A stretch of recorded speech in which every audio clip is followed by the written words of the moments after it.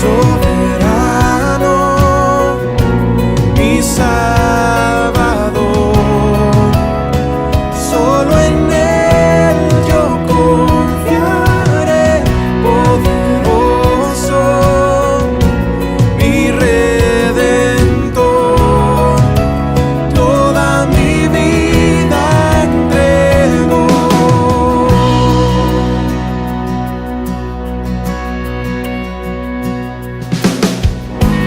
No temeré, pues en tu amor seguro estoy.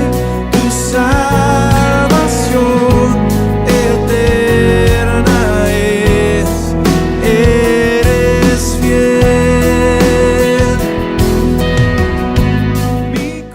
Vamos a leer juntos la palabra del día de hoy. El pasaje que hoy nos toca es Hechos 21, los versículos 27 hasta el 39. Y los vamos a leer alternativamente. Vamos a comenzar entonces con la lectura del pasaje del día de hoy.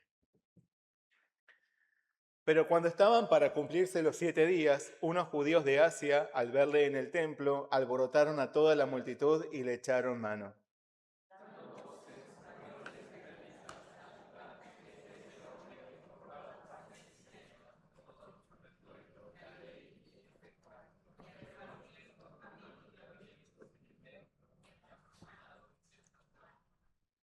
Porque antes habían visto con él en la ciudad a Trófimo de Éfeso, a quien pensaban que Pablo había metido en el templo.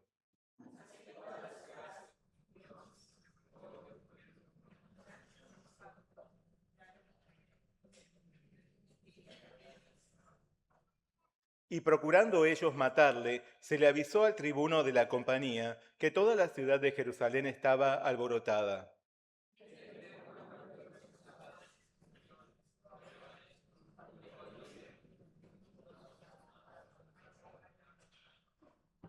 Entonces, llegando el tribuno, le prendió y le mandó atar con 2 cadenas y preguntó quién era y qué había hecho.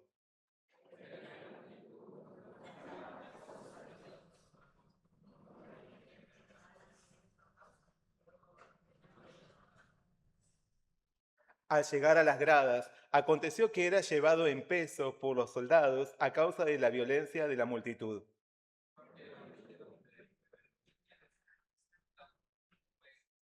Cuando comenzaron a meter a Pablo en la fortaleza, dijo al tribuno: ¿se me permite decirte algo? Y él dijo: ¿sabes griego?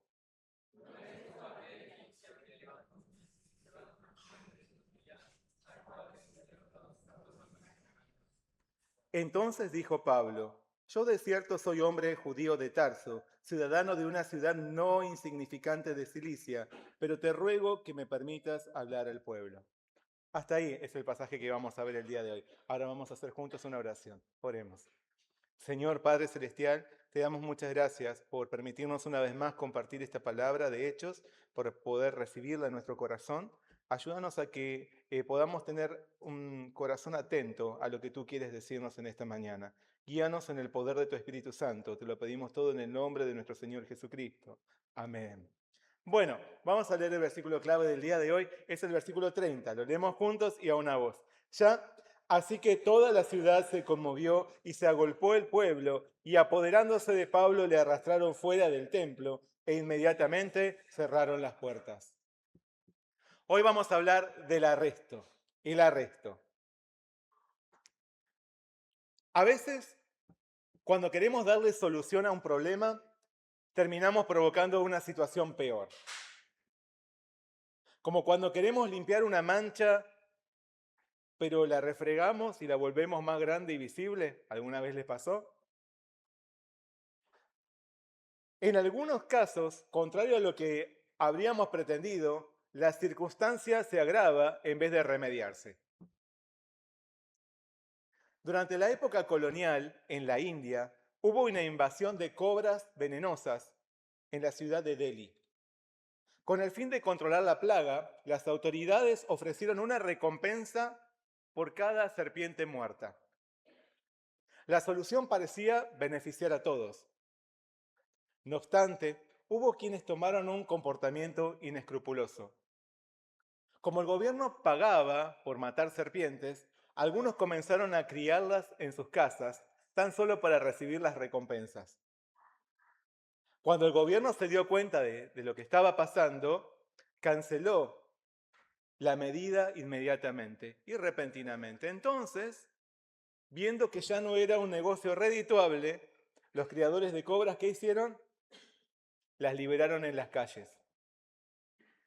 Finalmente, lo que había sido pensado como una solución terminó generando una situación más caótica.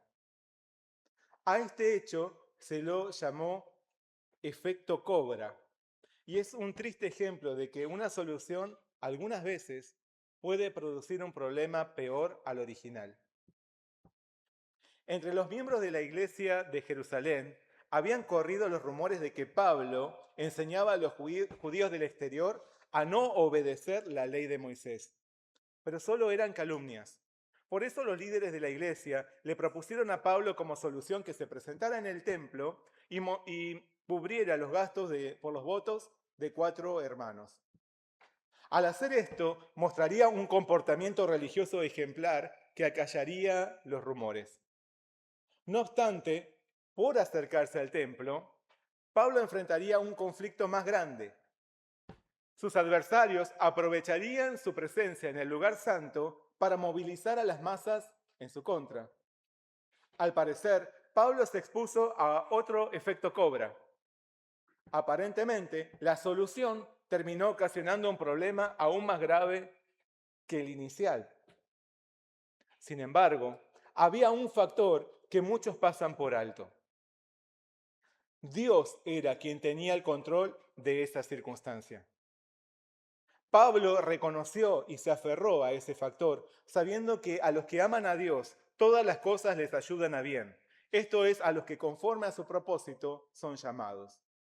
Por eso el apóstol perseveró y salió vencedor. En vez de buscar responsables y culpables por el agravamiento de su situación, se concentró en seguir comunicando el Evangelio de Jesús, amando incluso a quienes procuraron su muerte. Que el Señor nos llene también de ese amor pastoral aún hacia quienes buscan nuestro mal. Que a pesar de que surjan las situaciones más adversas, cuando actuamos correctamente, nuestros ojos se mantengan en nuestro Señor y en cumplir la misión que Él nos encargó. Amén. Pablo entonces se había comprometido a cubrir los gastos de los votos de 4 hermanos. Con esto esperaba terminar con los rumores en su contra.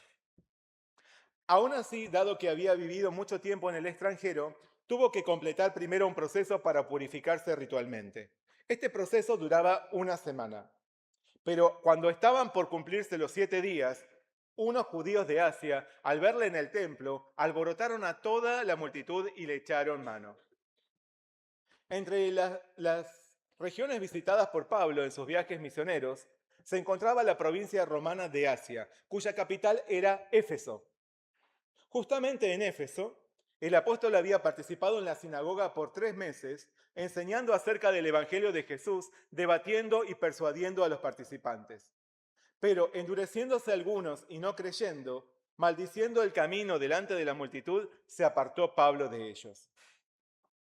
Por la actitud hostil de los judíos, Pablo tuvo que abandonar la sinagoga.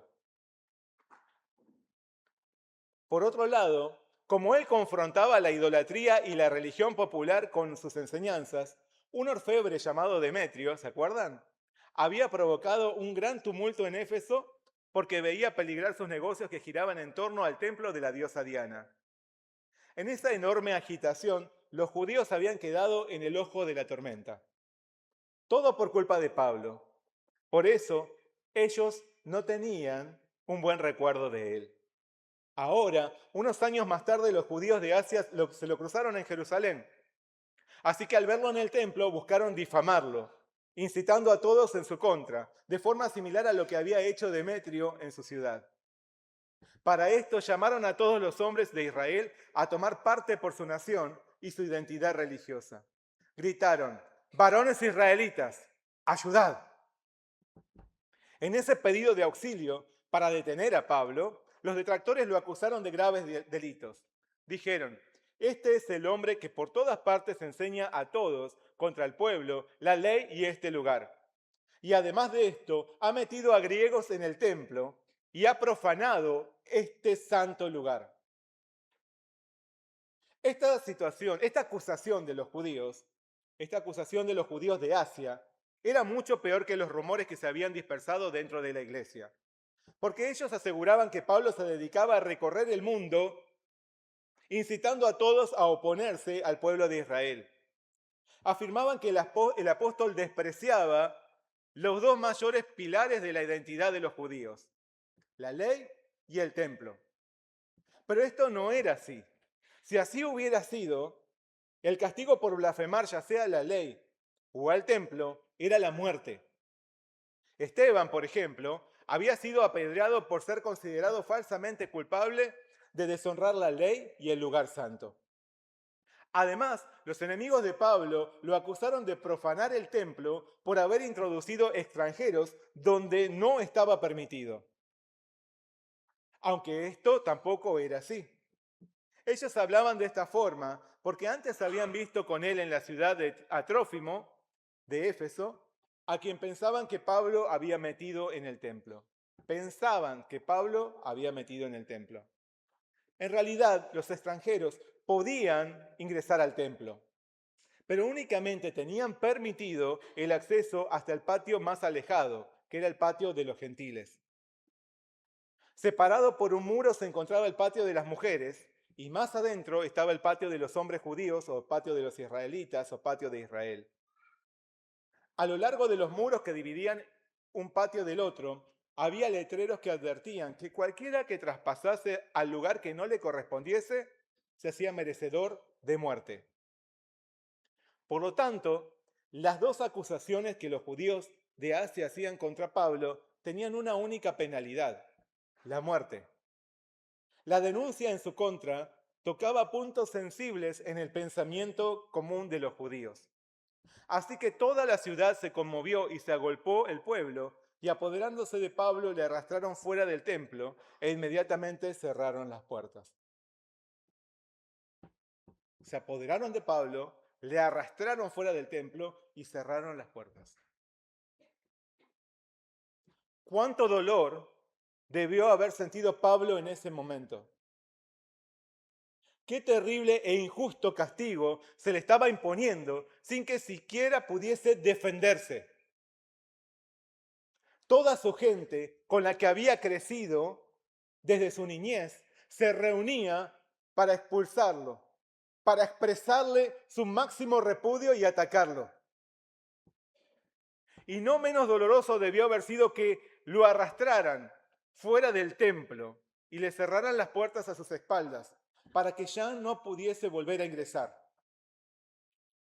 ¿Cuánta tristeza habrá sentido al verse expulsado injustamente del lugar santo donde había tenido tantas inolvidables experiencias con el Señor?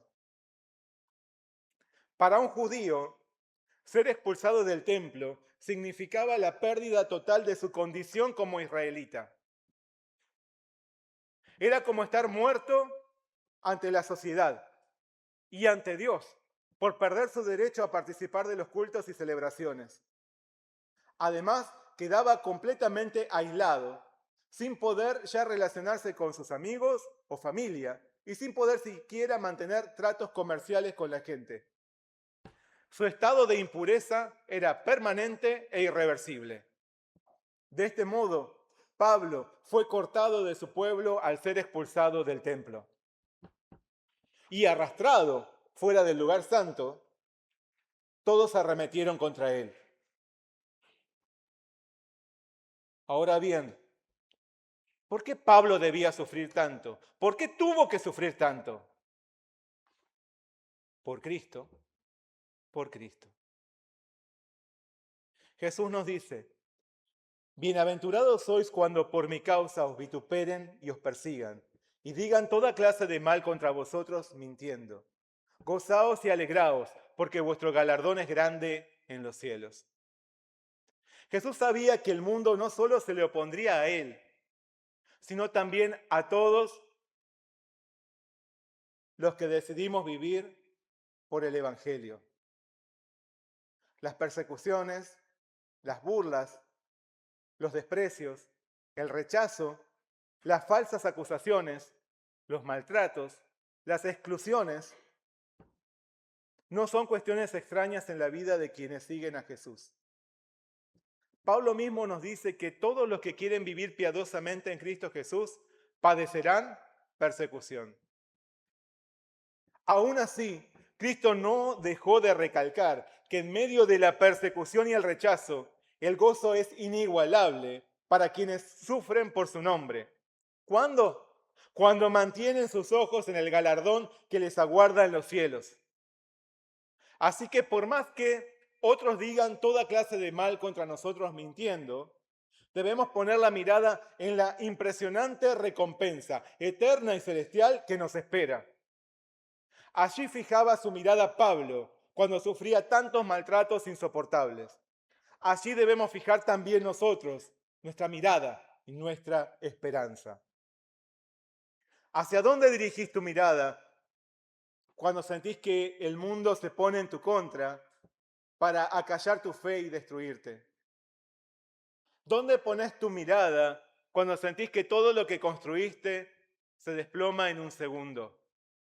Cuando las personas te desprecian infundadamente, te maltratan, te excluyen por tu fe, ¿dónde está tu esperanza? A veces las pérdidas terrenales y las relaciones rotas con el mundo nos debilitan. Sin embargo, en vez de mirar lo perdido, Jesús nos llama a llenarnos de gozo en medio del dolor, por elevar nuestros ojos a su galardón prometido. ¿Estás pasando por un tiempo difícil por el nombre de Jesús? ¿Te invade la angustia y el dolor?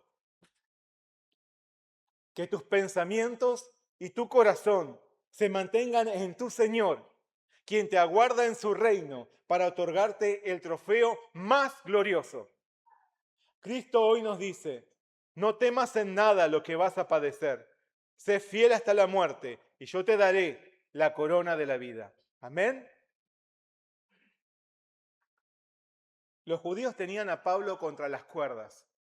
Habiéndolo arrastrado fuera del templo, le propiciaron una terrible golpiza. Pero entonces algo imprevisto sucedió. Procurando ellos matarle, se le avisó al tribuno de la compañía que toda la ciudad de Jerusalén estaba alborotada. Tomando luego soldados y centuriones, corrió a ellos, y cuando ellos vieron al tribuno y a los soldados, dejaron de golpear a Pablo. Repentinamente se hizo presente un libertador inesperado. Por medio de una autoridad romana, Dios detuvo el maltrato contra su siervo y de inmediato Pablo fue liberado de las manos de sus adversarios.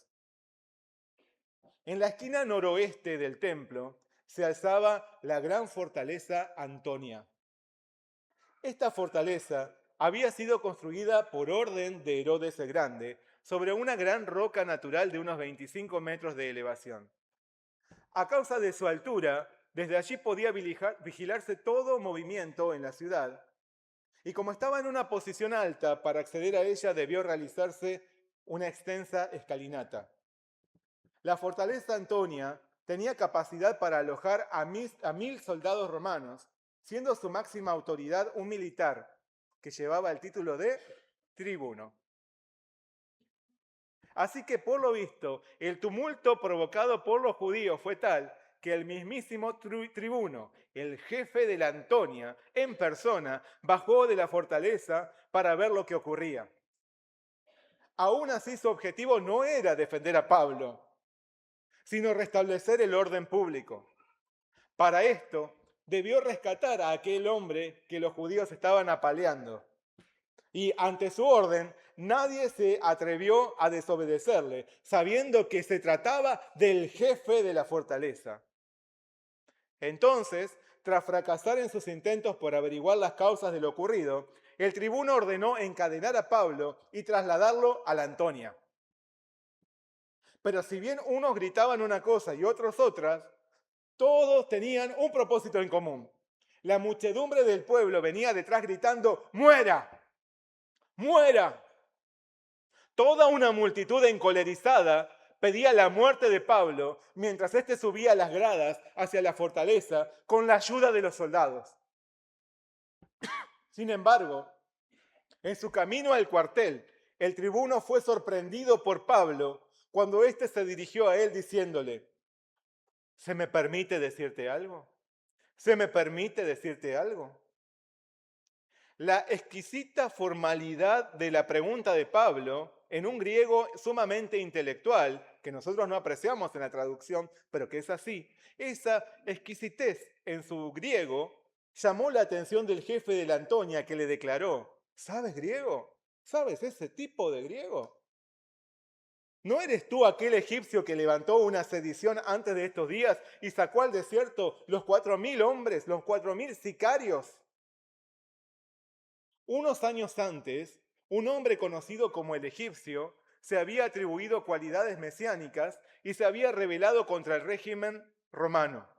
Juntó en el desierto a un grupo de 4.000 hombres que se dedicaban a asesinar proromanos, eran sicarios, y marchó hacia Jerusalén con el fin de tomarla y volverse su líder. Él decía que si rodeaba el muro, este se iba a derrumbar, como sucedió en Jericó en tiempos de Josué. Además, afirmaba que habría plagas como las de Moisés y él y su equipo iban a salir vencedores. Sin embargo, en su última irrupción a la santa ciudad, todo su ejército fue exterminado. Tan solo el egipcio logró escapar con vida. Por eso, el tribuno sospechaba que Pablo podría ser aquel famoso rebelde conocido como el egipcio. Pero con tan solo una pregunta del apóstol, todas sus sospechas se desvanecieron. Porque Pablo no era un rebelde inculto. Es más, él mismo le señaló: yo de cierto soy hombre judío de Tarso, ciudadano de una ciudad no insignificante de Cilicia, pero te ruego que me permites hablar al pueblo. Muy distinto a el egipcio, Pablo era un varón nacido en Tarso, la capital cultural de la época. Todos reconocían la educación que se brindaba en esa ciudad, que superaba ampliamente incluso a Atenas y a Alejandría. Seguramente el tribuno se sintió desconcertado ante aquel reo que llevaba encadenado a su fortaleza. Pero más desconcierto le causó su solicitud. Pablo le rogó poder hablar ante el pueblo, que acababa de golpearlo a más no poder. Entonces, pensando que quizás podría conocer las causas de aquella agresión, el tribuno le permitió hacer lo que le pedía. Ahora bien, ¿por qué Pablo quiso expresarse ante el pueblo? Ya había sido liberado de las garras de ellos que lo habían estado tratando de matar. Lo estaban custodiando de alguna manera y llevándoselo a un lugar donde no lo iban a poder alcanzar sus enemigos. ¿Por qué se detiene en el camino? Le pide al tribuno decirle algo y lo que le pide es hablarle al pueblo. ¿Cuáles eran sus intenciones al dar un discurso ante quienes lo maltrataron? ¿Quería defenderse?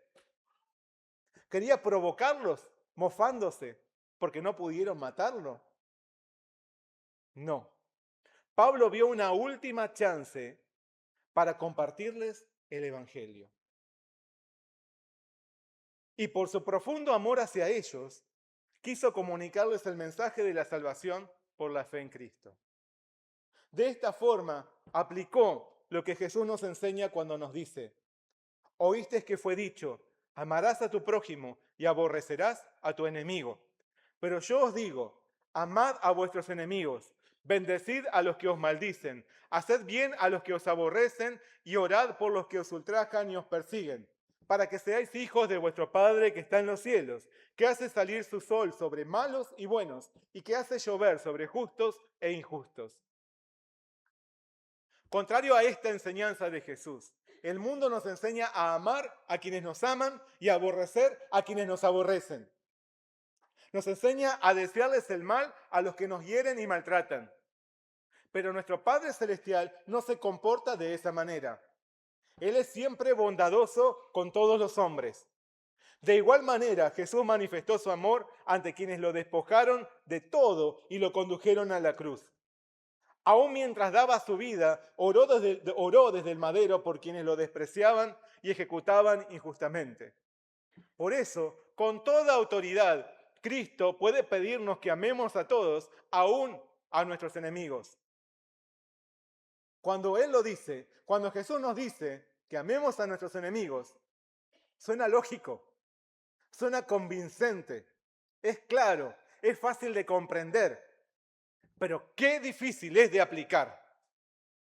Porque si le damos una vuelta más al asunto y quitamos la mirada del Señor Jesús, nos parece ilógico, improcedente y hasta ignorante manifestarle amor al que nos aborreció. Y más si es que ese procuró matarnos, si ese procuró nuestra muerte. Pero ahí está nuestra lucha. Ahí está nuestra decisión de amar más allá del otro y más allá de nosotros. Ahí está nuestra decisión de vivir como Jesús vivió. Pablo decidió amar como fue amado y expresó su amor a sus enemigos por compartirles el Evangelio. El Señor les dijo a sus discípulos: acordaos de la palabra que yo os he dicho. El siervo no es mayor que su Señor. Si a mí me han perseguido, también a vosotros os perseguirán. Si han guardado mi palabra, también guardarán la vuestra. Tal vez por esta promesa, así como fue perseguido por sus detractores, Pablo esperó que ellos también escuchasen sus palabras. Así que con profundo amor quiso hablarles,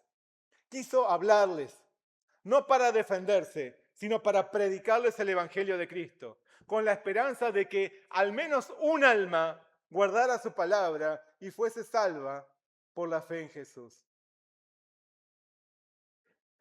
Pero eso lo vamos a ver la próxima semana. ¿Dónde está nuestra mirada? Los que miran al Señor y su galardón celestial prometido pueden mantenerse fieles a Él aún en medio de la situación más adversa y dolorosa como Pablo. Los que mantienen sus ojos en Cristo pueden vivir con esperanza y amor hacia los más despiadados y hostiles enemigos, predicándoles el Evangelio para que se arrepientan y sean salvos. Así lo hizo Pablo en su arresto. Pero los que quitan su mirada del Señor y su galardón no podrán evitar que sus ojos se desplacen hacia cuestiones terrenales. Por eso terminan persiguiendo lo que hay en el mundo y viviendo como el mundo les indica que deben vivir. Cuando sufren agravios, buscan vengarse. Aman solo a los que los aman y odian a quienes los odian. Jamás se les ocurriría bendecir a los que los aborrecen. Jamás pensarían en que el Evangelio de Jesús es también para los que los maltrataron y les ocasionaron el peor de los daños. ¿Dónde está tu mirada? ¿Hacia dónde mirás cuando algo te produce dolor por vivir por Cristo? ¿Estás realmente viviendo por Cristo? Anhelemos el gozo que nos promete nuestro Señor Jesús. Anhelemos su recompensa eterna. Anhelemos la aprobación de nuestro Padre Celestial y no la del mundo, por mantener nuestros ojos en el Señor. Las soluciones de los hombres pueden fallar, pero Cristo nunca falla. Él es la solución perfecta a toda cuestión de nuestra vida. Los judíos lograron que Pablo fuese arrestado, pero no evitaron que el Señor lo declarase victorioso por haber practicado y perseverado en el amor. Por lo tanto, aprendamos de su entrega ejemplar y de su empedernido amor, aún portando cadenas. Recordemos que nuestro Padre Celestial es quien está por sobre toda circunstancia. Y si nuestra mirada se mantiene en Él, más allá de cualquier resultado, ya somos vencedores. Amén. Vamos a orar juntos. Señor Padre Celestial, te damos muchas gracias por bendecirnos con tu palabra en este día. Gracias por mostrarnos una vez más un ejemplo de vida cristiana en Pablo. Gracias, Señor, por llamarnos a perseverar en el amor, a perseverar manteniendo nuestros ojos en ti a pesar de cualquier dificultad, a pesar de cualquier adversidad. Es verdad que en el mundo tendremos aflicción, como nos dijo nuestro Señor Jesús, pero así como Él venció, también nosotros somos vencedores por Él. Señor, en medio de las situaciones más difíciles de nuestra vida, ayúdanos a alzar nuestra mirada y ponerla solo en ti, confiando en ti, confiando en que tú eres el soberano, que está en control de todas las cosas. Enséñanos a perseverar en el amor, más allá de cualquier tipo de agravio sufrido, más allá de cualquier circunstancia. De esta forma podamos reflejar la imagen de Jesús que ha trabajado en nuestra vida y que ha transformado nuestra vida, porque ahora somos nuevas criaturas y vivimos para tu gloria. Señor, te damos muchas gracias por tu palabra. Gracias por llamarnos a ser portadores de tu amor y también llamarnos a reflejar ese amor ante el mundo. Te pedimos todo en nombre de nuestro Señor Jesús. Amén.